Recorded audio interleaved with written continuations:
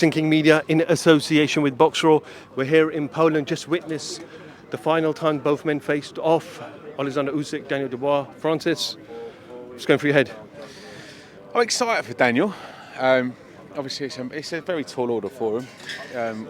Everyone's aware of how good Usyk is.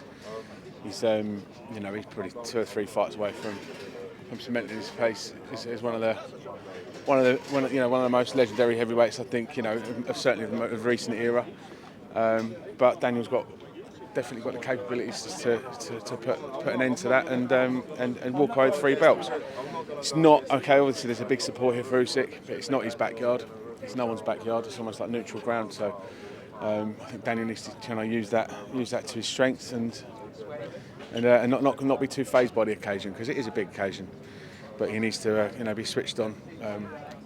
Moses, the time we went out and sparred him, and said he sparred him over the years a few times, and he said this is the best he's seen him. The jab's the best he's seen, best he's felt. He said the power's there, and he looks switched on. And I think Daniel's got every chance of causing what would be a big upset. Let's not get it wrong. Usyk's a big favourite, and rightly so. But Daniel's got every opportunity here to come and make some history. You said this is a neutral ground, but 1 in every 3 is apparently a Ukrainian. Daniel's coming off a serious knee injury. He's coming in with a new trainer. Not the greatest performance against a unified, former undisputed cruiserweight champion. But we have to remind ourselves, we're in the heavyweight division. The heavyweights is made for big punchers, and Daniel's certainly a big puncher. He's got a fantastic jab, and I think the key for Daniel's success is to not let Usyk get in a rhythm.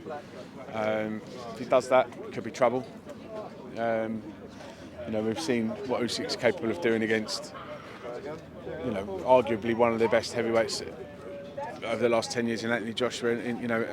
Anthony held those titles and did himself proud of some great defences.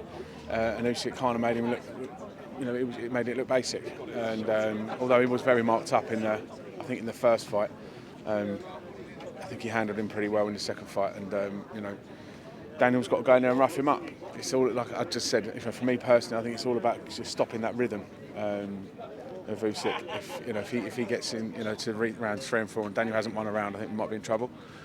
However, he's a big punching machine, and like I said, he's definitely capable of going in there and ripping those belts away.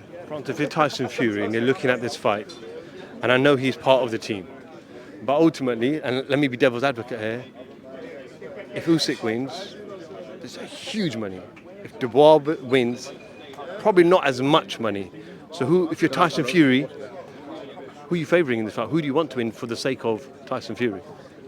It's a tricky question, because to be honest, I think Tyson generates the majority of the money anyway. So I think at the end of the day, the opponent is it is what it is. I think Tyson will fight anybody, and Tyson Fury is the one who generates the financials. So listen, I don't want to speak out of turn. That's not my business.